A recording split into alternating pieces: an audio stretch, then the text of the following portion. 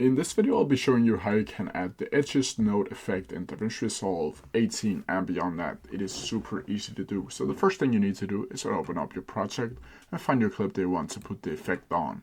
Then from here, you need to go down to the Fusion tab. Then from here, you need to select the media in one, click Ctrl plus space, and click in a merge node, and click Add.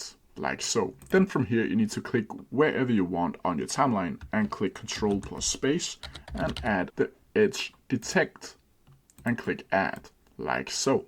Then from here you need to connect the media in one with the edge detect, like so, and you need to put this up on the left view window up here so you can see both the original clip and the affected clip. Then from here you need to go down to merge. Then from here you need to go over to inspector and select the edge detect and enable the edge mask overlay, like so. And from here you can play around with the filters if you want to do that to make the effect more appealing to your video clip. Then from here, when you've done that, you need to go down to the merge clip and click Ctrl plus space and click in the glow effect. And it's very important that you choose the glow effect, like so.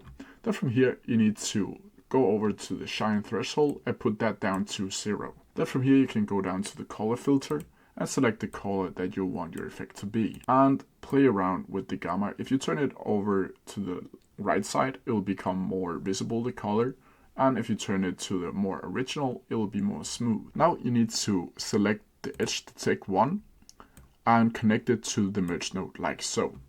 And then you can go over to the glow again and just pull it into wherever you like so. And that's how you do it. If you have any questions about it, please leave them down in the comment section below and I'll try my best to answer them as quickly as possible. See ya!